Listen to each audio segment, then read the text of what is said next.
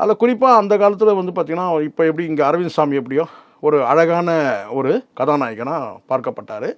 அவர்கிட்ட நடிக்கிறதுக்கு பல கதாநாயகிகள் போட்டி போட்டதெல்லாம் உண்மை.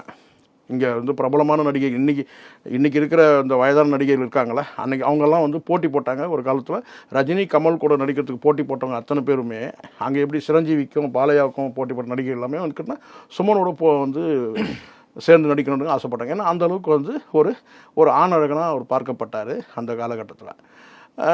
அதனுடைய தொடர்ச்சி வந்து கேட்டால் இங்கே வந்து ரஜினி கூட ஒரு படத்தில் வந்து அவர் வந்து நான் சொன்ன சிவாஜி படத்தில் ரஜினிக்கு வந்து தம்பியாக நடிச்சிருக்கார் தீன்னு ஒரு படத்தில்.